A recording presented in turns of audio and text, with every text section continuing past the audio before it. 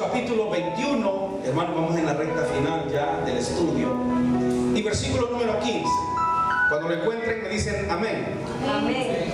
Hechos, capítulo número 15. Es fácil encontrar el libro de los Hechos de los Apóstoles.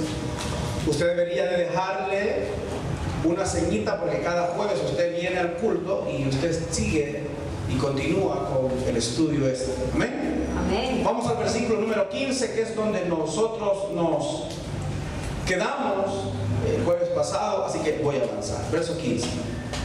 Después de esos días, hechos ya los preparativos, subimos a Jerusalén.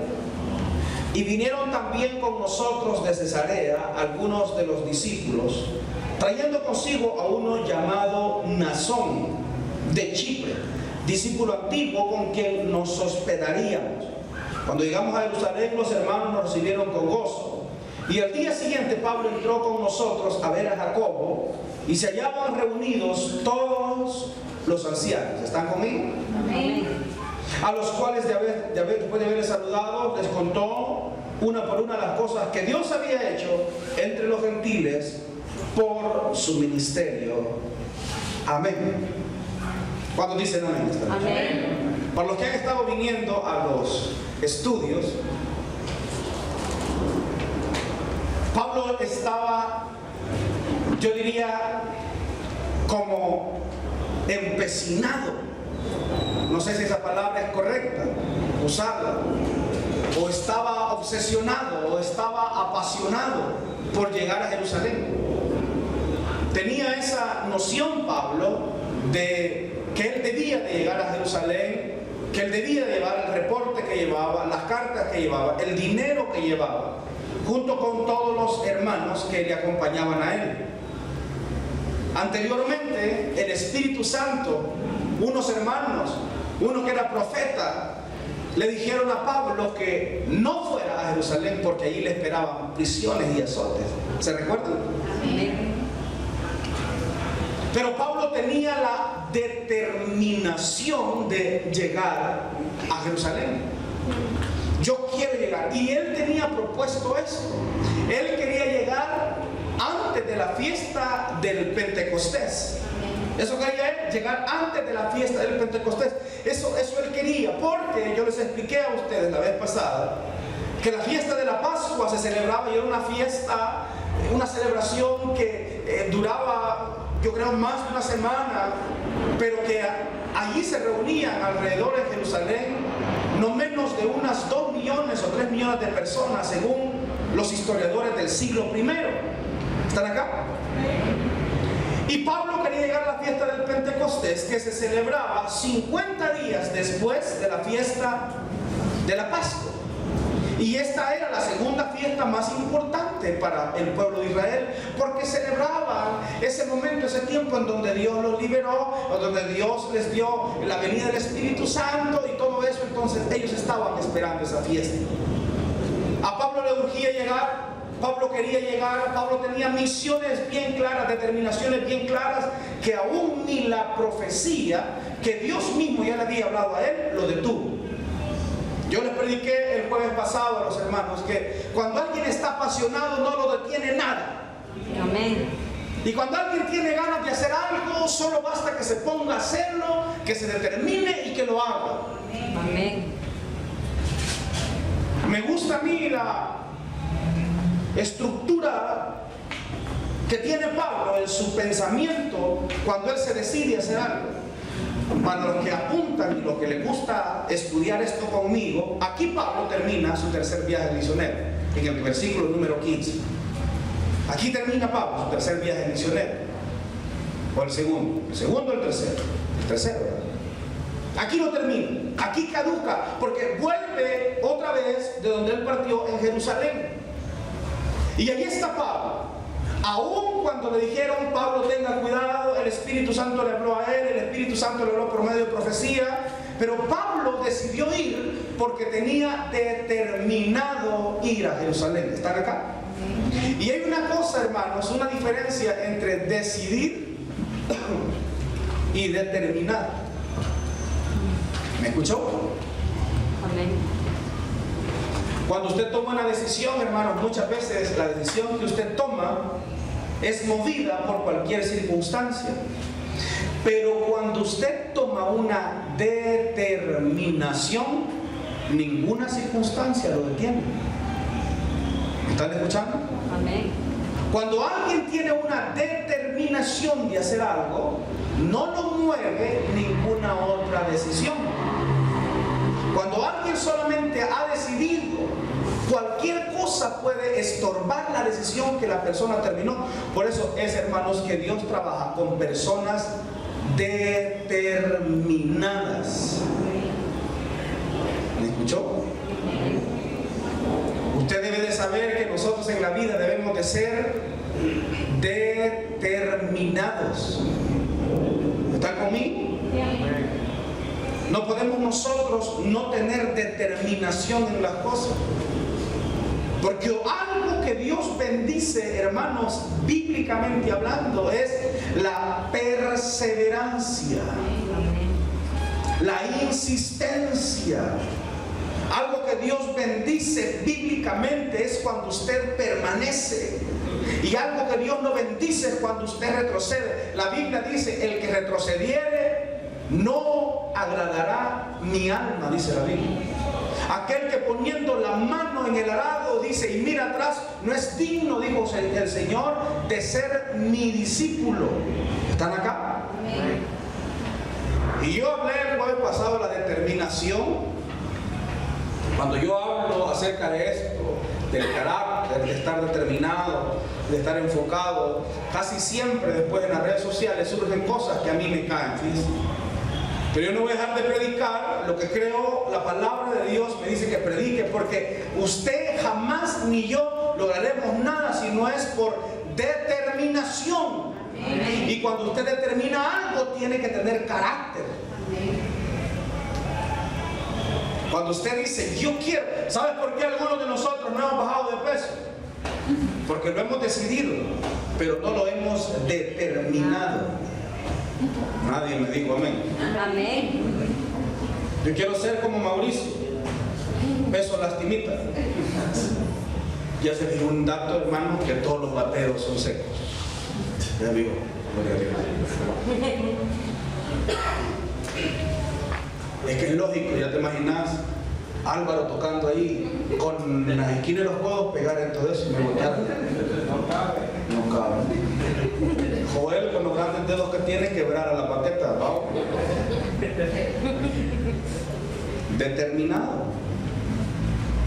Yo le enseñé la otra vez, dice la Biblia, que el hombre de doble ánimo es inconstante en todos sus caminos. Hoy es chicha, mañana es limonada. Hoy es blanco, mañana es negro. Hoy baño, mañana no. Una versión que daban por ahí, un poco actual, dice el hombre de doble ánimo, dice una versión que daban por ahí de la nueva traducción actual, dice no se le puede confiar nada. Así decía, ¿se acuerdan que leímos esa versión? Porque usted no sabe si mañana va a estar o no va a estar, porque es cambiable, es voluble. ¿Me está escuchando? Amén.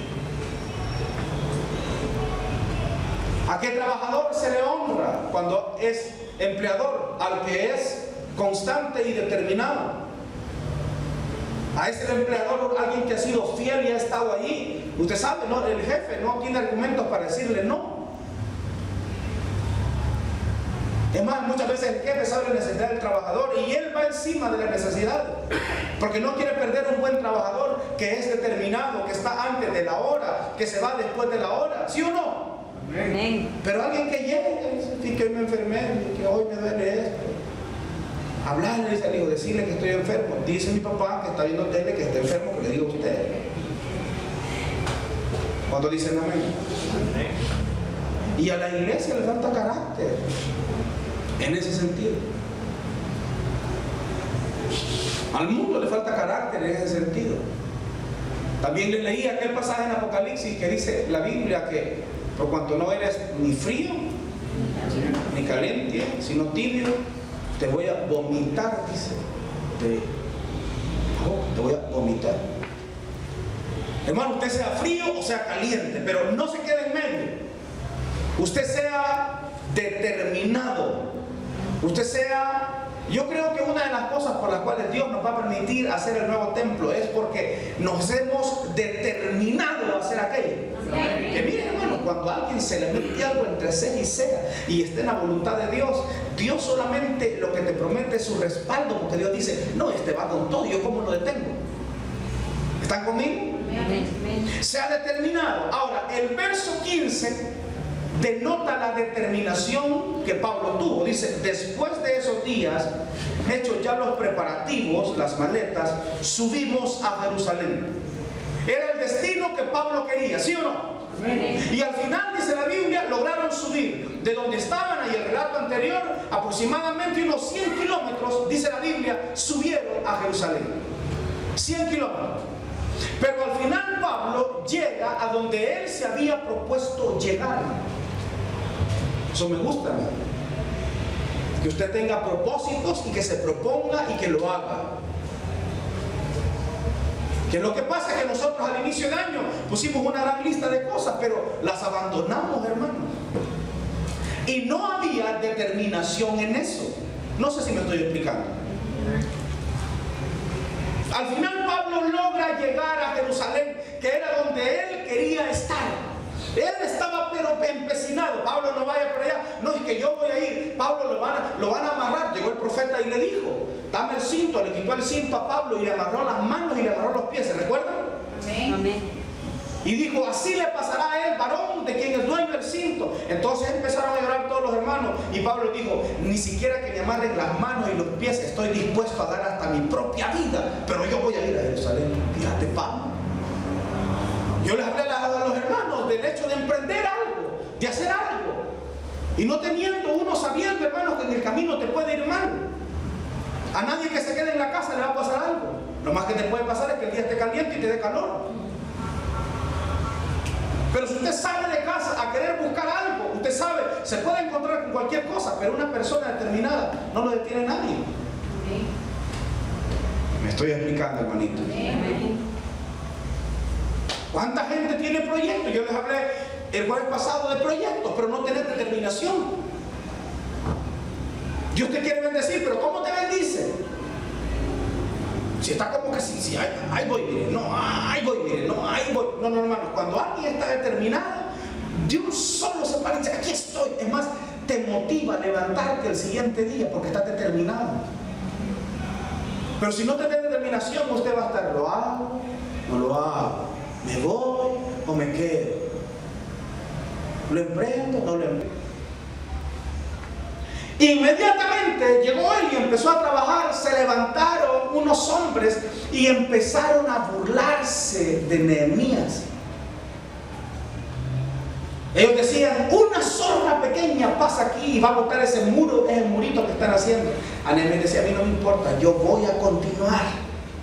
Lo mandaban a llamar, cuando miraron que no lo podían detener, mandaron a llamar a Nehemías. Los mismos que se burlaban. Los que leen el libro, han leído, saben de lo que estoy hablando. Los mismos que se burlaban de Nehemías, después lo mandaron a llamar a una reunión y Nehemías dijo, no tengo tiempo para estar con ustedes. Un hombre ocupado como yo habrá de estar perdiendo su tiempo con gente como ustedes. Y no fue, porque Nehemías estaba determinado. ¿A cuántos de acá en algún momento en su vida, en algún momento de tu vida, te has propuesto algo y lo has terminado? Levante la mano, levante la mano. Pero se te metió aquí en la cabeza, no sé, aquí se te metió. No, es que yo voy a hacer esto, y que yo voy a hacer esto. Y lo terminaste, ¿sí o no?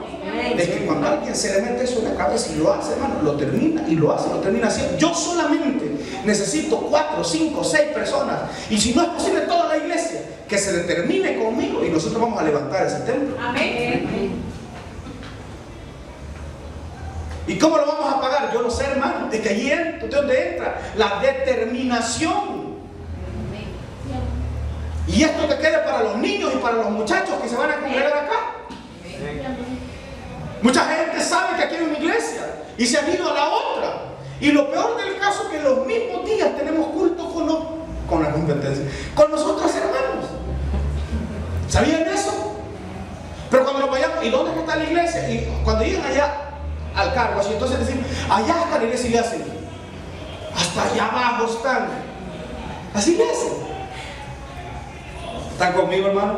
Amén. Pero determínese, dice, después de esos días, hechos ya los preparativos, subimos a Jerusalén. Cuando habla de los preparativos, hermanos, es toda la ayuda, la ropa que ellos venían trayendo. Acuérdense que ellos venían de diferentes viajes, de diferentes lugares, hasta que lograron llegar a Jerusalén. Verso número 16.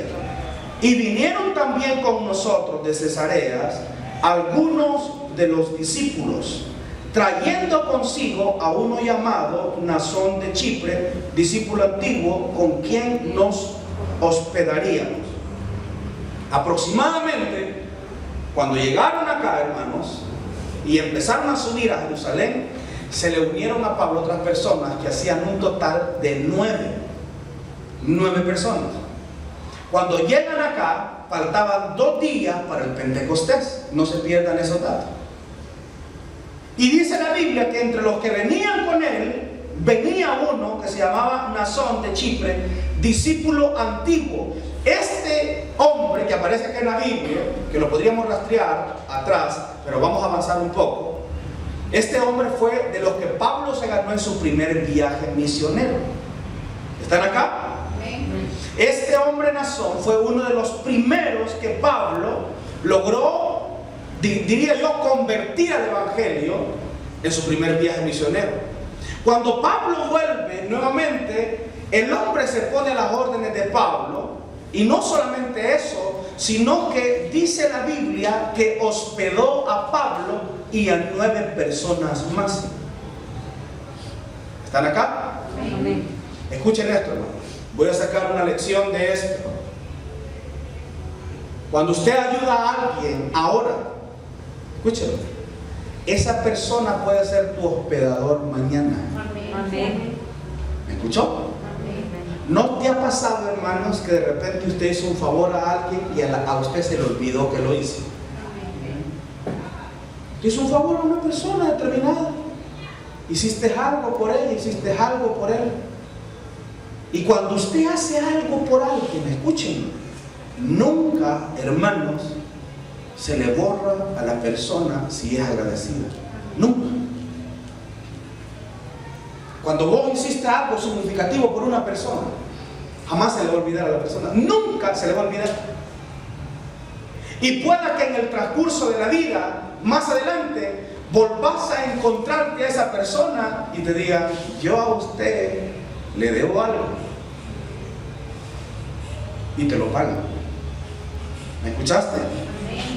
Porque cuando nosotros damos, nosotros sembramos. Y cuando nosotros sembramos, por la misma naturaleza, nosotros cosechamos. Lo que hoy hiciste por alguien, mañana ese alguien te lo puede devolver. Un discípulo antiguo, era uno anterior, hermano. Muchas veces uno ha hecho cosas para bien en personas que yo sé, hermano, jamás se van a olvidar. Y digo, no, yo me acuerdo cuando ella me ayudó, cuando él me ayudó, cuando ella estuvo allí, cuando él estuvo allí. No es cierto que a nivel de parejas eso pasa mucho. Cuando uno de los dos, ¡pum!, en algo golpeó la vida, pero el otro está ahí y le dice, no se preocupe, vamos a salir adelante. Eso nunca se le va a olvidar a tu esposa, eso nunca se le va a olvidar a tu esposo. ¿Sabían eso? Así que haga cosas buenas, hermanos, porque mañana pueda que esa cosa buena a usted se le sea devuelta. No sé si lo estás entendiendo. Digan conmigo, discípulo antiguo. Dice la Biblia, con quien nos hospedaríamos. Ahora, si iban 9 personas con Pablo y se iban a hospedar en la casa de este Mnasón, ¿cómo era la casa de este hombre? ¿Cómo era? No era como la casa de los hermanos que viven en los Estados Unidos. Usted sabe que nuestros familiares allá viven acomodados en los Estados Unidos, ¿verdad? En un cuarto se acomodan hasta 4. bien acomodados, bien. No la entendieron. Ay, mañana, se recuerda, una razón a lo que estoy diciendo. No, hermanos, Naasón habrá tenido una casa enorme, porque tenía que tener no menos de 9 cuartos. Yo no sé cuántos cuartos tiene su casa para hospedar hermanos. Es tremendo, va que un solo cajón en la casa de uno muchas veces. ¿Ah? ¿Cuántos cuartos tiene su casa?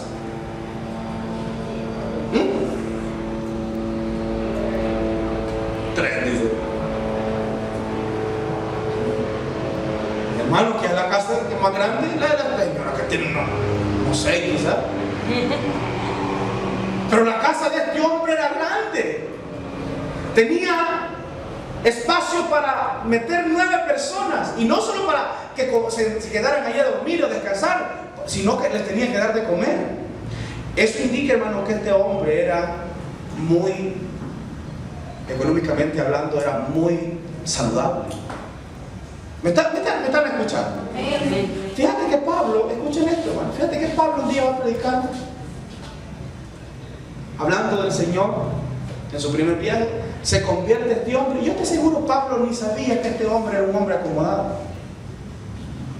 Cuando Pablo va viajando y va nuevamente, y Pablo se le encuentra, este hombre que tenía mucha comodidad, le dijo: Pablo, no se preocupe, no gaste usted en hospedaje, yo voy a darle donde usted se pueda quedar. Te repito nuevamente, lo que hoy haces, o lo que hoy hemos hecho por alguien, mañana esa persona te lo puede llegar a agradecer. ¿Me escuchó, hermano? Otra razón por la cual este hombre dijo: quédense en mi casa, es porque en este tiempo, hermanos, eran pero muy fuerte la delincuencia, había muchos ladrones, y Pablo llevaba dinero. ¿Están conmigo? Dice la Biblia, avancemos un poco, pues, verso número 17. Cuando llegamos a Jerusalén, los hermanos nos recibieron con gozo. Los hermanos, cuando vieron llegar claro, Pablo llevaba el dinero, y Pablo llevaba otras cosas, llevaba las cartas. Entonces los hermanos estaban alegres de ver a Pablo y a todos los que con él estaban. Estaban recibiendo a unos hombres que venían de una misión. Y cuando los vieron llegar, la Biblia y Lucas se encarga de decirnos que estaban muy alegres. ¿Están acá, hermano? Así quisiera yo que estén cuando yo regrese, si yo salgo un día del país, me reciban con gozo. Nada que, ya lo queremos. ¿Me entienden? Alegres estaban. ¿Están conmigo? Verso 18, y aquí voy a enseñar algo muy importante. Y al día siguiente, Pablo entró con nosotros a ver a Jacobo, y se hallaban reunidos todos los ancianos. Ok. Pablo ya está en Jerusalén, ya durmió en la casa de Naasón. Al siguiente día se van, hermanos, y llegan al templo, y llegan a este lugar y empiezan a buscar a Jacobo. Este Jacobo era el mismo Santiago. ¿Están conmigo? Jacobo, el que tenía por sobrenombre, o el que se llamaba también Santiago. A todos Jacobo, hermano, yo no sé, en que entonces le ponían este nombre Santiago. ¿Están acá? Y este Santiago era el medio hermano de Jesús, que llegó a convertirse en el pastor o en el líder principal de la iglesia en Jerusalén. ¿Están conmigo? Fue el hombre que abrazó la idea de Pablo. Cuando usted estudia el libro de Santiago, lo que nos gusta leer la palabra, usted va a encontrar, hermanos, que en Santiago usted no va a encontrar doctrina. Usted no va a encontrar cosas así tan rebuscadas. Santiago es un hombre práctico.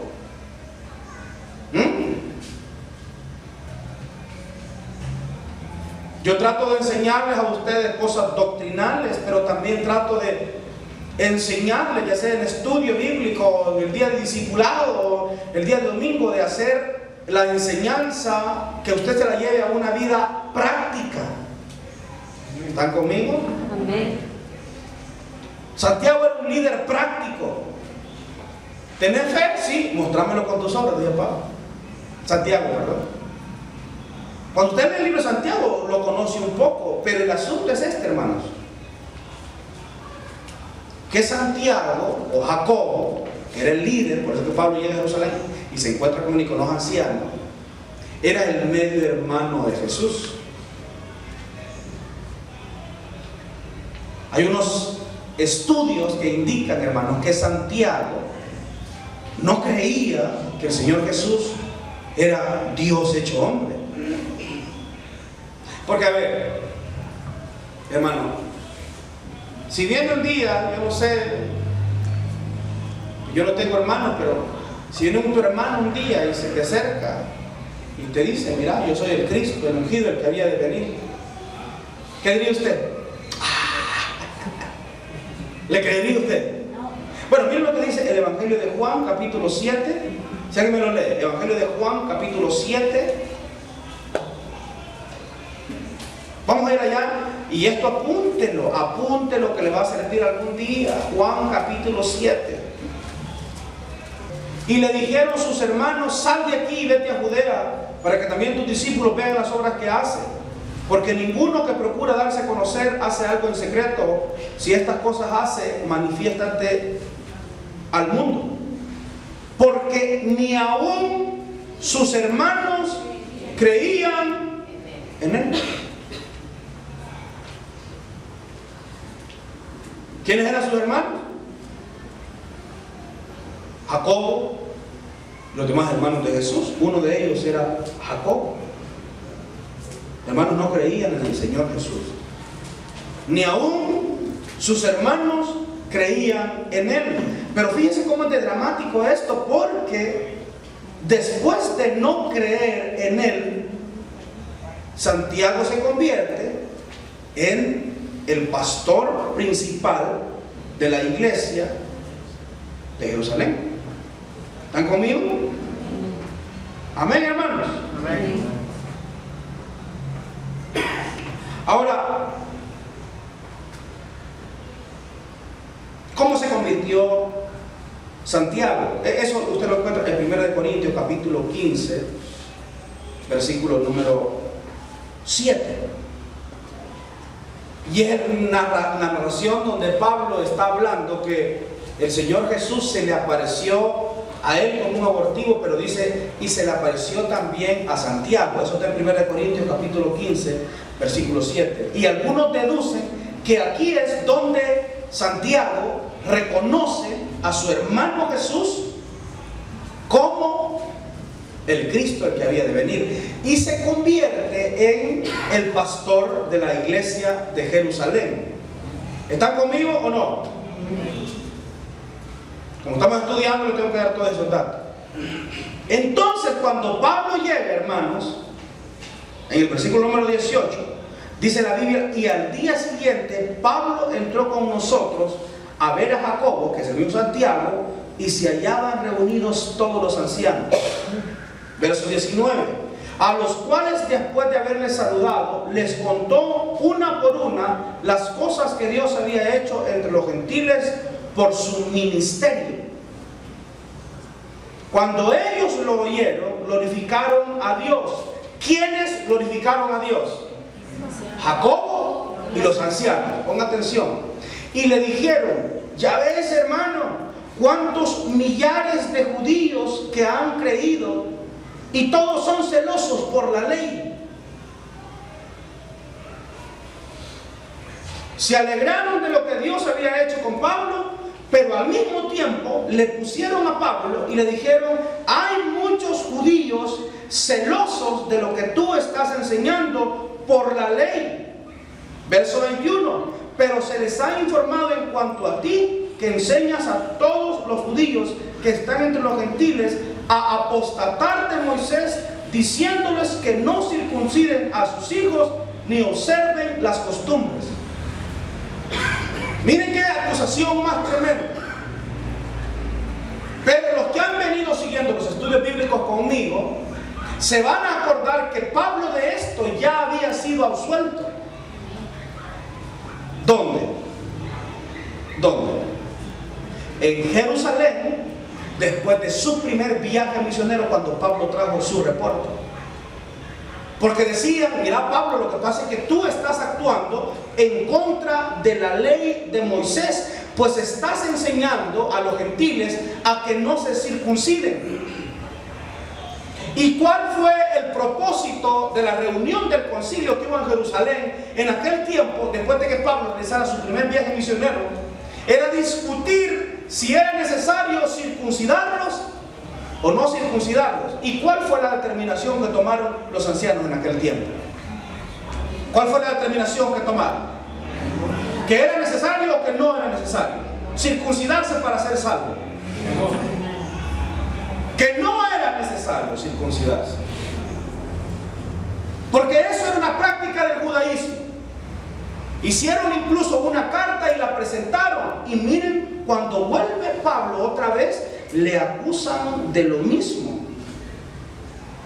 porque les está diciendo que no circunciden a sus hijos. Y hermanos, esta era una gran mentira, porque Pablo sí lo hacía. Mira lo que dice el capítulo Hechos, capítulo 16, allá atrás.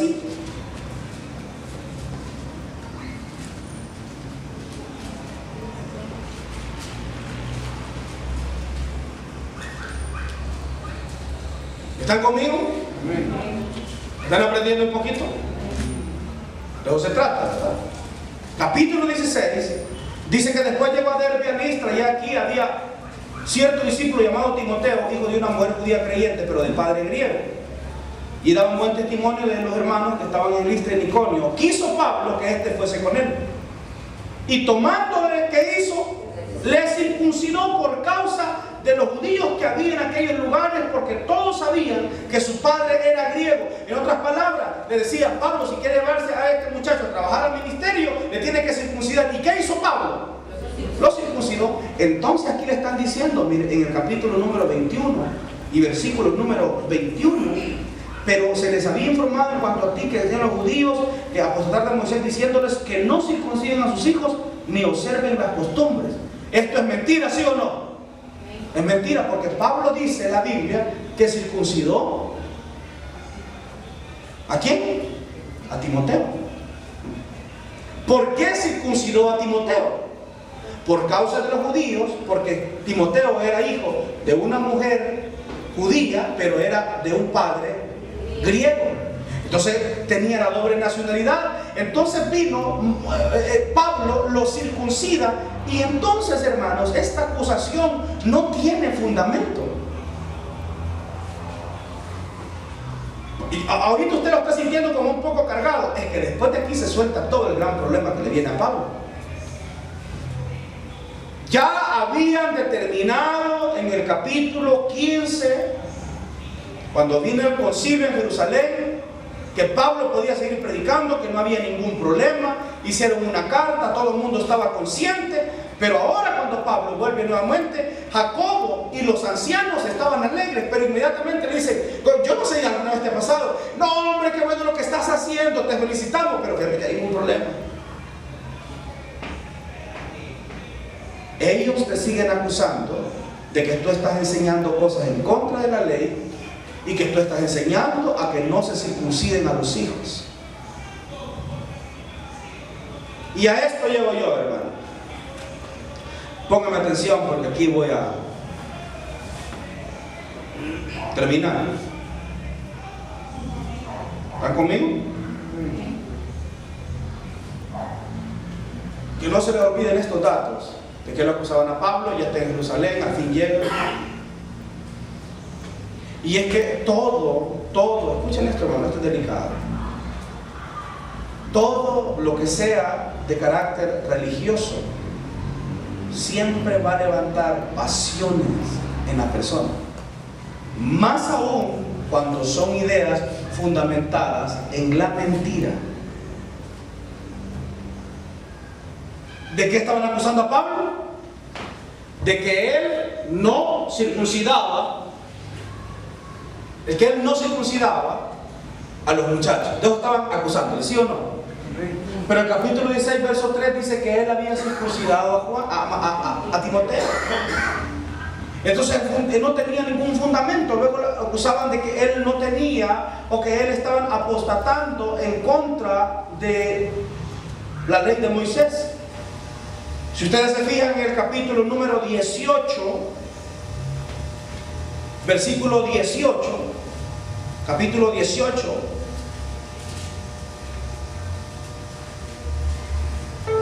lo acusaban a Pablo, hermanos, de que Pablo no hacía, hermanos, votos. Mira el verso 24, Hechos 21, 24, y después vamos allá. Dice: tómalos contigo,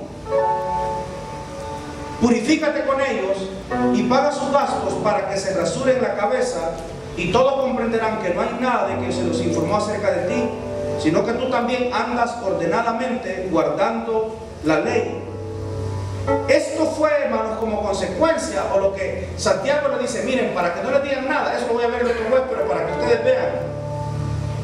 Mira, le dijo a Pablo: vayan, le dijo, rasúrense la cabeza, porque a Pablo lo acusaban de que él no practicaba ningún voto. Y les dijo: vayan y rasúrense la cabeza, que era hacer un voto. Y le decían a Pablo: porque tú nunca te has rapado la cabeza. Y tú nunca, Pablo, has circuncidado. Andas hablando que no hay que circuncidarse. Y mira lo que dice el capítulo 18, verso 18, hermano. Mas Pablo, habiéndose detenido aún muchos días ahí, después se despidió de los hermanos, navegó a Siria con el príncipe Aquila, habiéndose rapado la cabeza en Cencrea, porque tenía hecho. ¿Están ahí? Amén. Entonces, hermano, a Pablo lo acusaban de algo que no era cierto. ¿Cómo andaba Pablo? Cuando iba para Siria, rapado de la cabeza porque él había hecho voto. Y aquí le dicen a él: mirad, dice Jacobo, rapate la cabeza con todo, para que vea que ustedes andan ordenadamente. En realidad Jacobo quizás quería hasta ayudarle a Pablo, pero de lo que lo estaban acusando a Pablo no era cierto. ¿Qué te indica esto, hermano? Que los problemas de religiones se han dado toda la vida. Y en aquel tiempo existía algo, fíjate, Mauricio, que era el moralismo. Moralismo. Bueno, cuando fue el concilio en Jerusalén, Pablo llegó a un acuerdo con Pedro. Escuchen, porque Pedro seguía predicando que había que circuncidarse. Y Pablo predicaba a los gentiles. Ellos eran gentiles, no eran judíos, no tenían que circuncidarse. Entonces llegan a un acuerdo y dicen: vaya, Pedro, si quieres seguir predicando eso, pero yo voy a predicar que no necesitamos circuncidarlos, porque por nosotros murió el Señor Jesús y no necesitamos. Fíjense. Y después viene Pedro, le dice: no, le dice: si yo tampoco voy a seguir predicando que hay que circuncidarse. ¿Y sabe qué pasó con Pedro más adelante? Volvió a circuncidar gente. A tal punto que cuando estemos estudiando en Gálatas, cuando ya usted esté más vetado conmigo, hermano, y estemos estudiando Gálatas, se va a dar cuenta que Pablo se pelea con Pedro. ¿Y sabe cómo le dice Pablo a Pedro? Hipócrita, le dice. Porque enseñaba una cosa y hoy estás enseñando otra, le dice. El moralismo dice esto: mientras yo lo haga, no hay problema ni es pecado. Pero cuando usted lo hace, es pecado y es un gran problema. Fíjate. Si vos lo estás haciendo, ay, hermano, horrenda cosa es caer en manos del Dios viviente. Y esos versículos te recetan. ¿Ah? Esos versículos te recetan. Porque lo estás haciendo. ¡Qué bárbaro, hermano! ¡Qué bárbaro, hermano! Todavía sigue tomando. ¡Qué bárbaro! ¡Qué bárbaro! El hermano. ¡Qué pecado el hermano! ¡Qué bárbaro el hermano! Y en una fiesta va y se lo echó también. No, es que estábamos en familia. y una cerveza, una no es ninguna. Eso es moralismo. Si alguien lo hace, qué bárbaro y qué pecado. Pero yo, no, si yo lo estoy haciendo, no es pecado. No es pecado, no es pecado. No hay ningún problema. Qué bárbaro, hermano, mira, anda con una mujer. Como que ande con un hombre, va. Que anda con una mujer. Qué bárbaro lo que anda haciendo. Qué bárbaro. Es que bárbaro. ¿Y vos? No, yo no, yo. Pues sí, pero yo, porque yo va. Ese es el moralismo.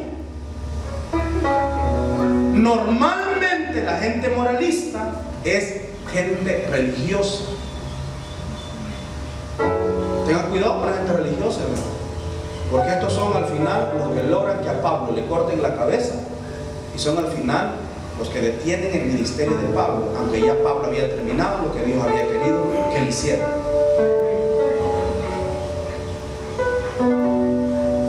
Hace poco yo reprendí a alguien porque puso algo.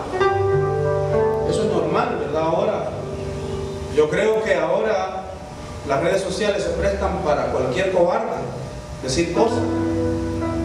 Porque ¿por qué no te lo dicen en la cara? Sí, tanto es que lo vengan a decir. Entonces yo le digo, hermano, vos estás poniendo algo y vos ni siquiera conoces esos dos conceptos que has puesto.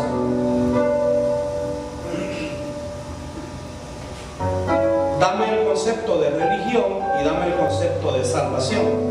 Dame uno primero y después el otro. Dame, quiero oír. ¿Qué es para vos religión? ¿Qué es para vos salvación? ¿Ya ves? La religiosidad, hermano, es tremendo. La persona religiosa, usted sabe que esos fueron los que mataron a Jesús. ¿Usted sabía eso? Que ellos fueron los que terminaron matando a Jesús. Que ellos fueron los que terminaron, hermanos, con el ministerio de Jesús. Y estos eran los que iban en contra de Pablo. Pero yo te quiero decir una cosa: ninguno de ellos pudo detener lo que Dios tenía pensado hacer. El otro jueves vamos a continuar estudiando esto. Pero no se olviden de una cosa: sean determinados aún cuando estemos pisando tierra minada o tierra peligrosa. Determínense, hermanos, y hagan las cosas porque Dios está con nosotros. ¿Cuántos dicen amén? Ponte de pie, vamos a orar en esta